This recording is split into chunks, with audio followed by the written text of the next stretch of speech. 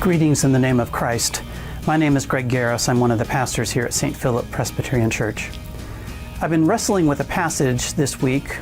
It's a passage that's in the lectionary. Now, the lectionary is that set of passages that preachers and worship leaders use to guide them in Sunday morning worship. The passage is Psalm 30. And in this psalm, we read the psalm writer praising God, but in a realistic way.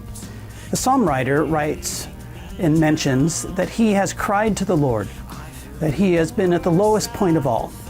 But even in these conditions, he has thanksgiving in his heart, for God has heard him and rescued him.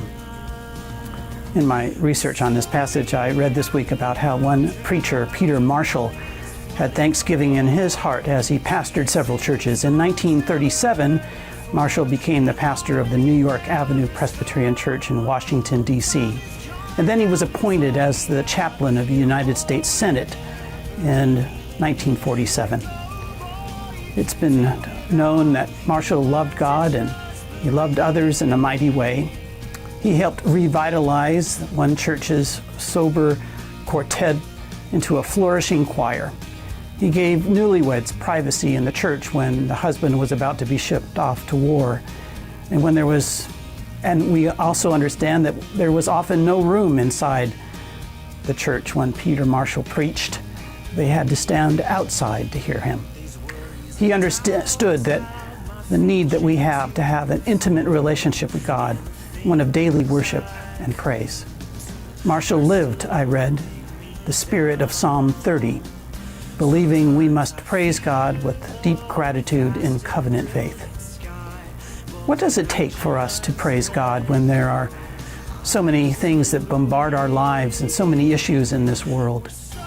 What I'm thinking is that perhaps we all need a little understanding about how our own cognitive thinking can affect us or hinder us or advance us in our faith.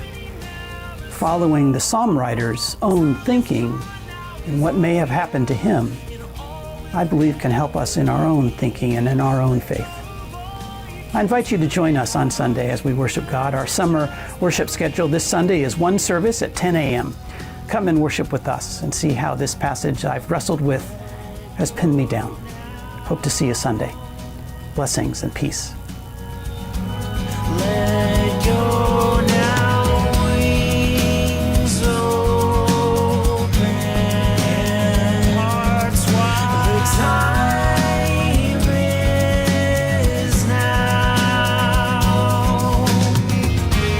but there's so many miles before dawn.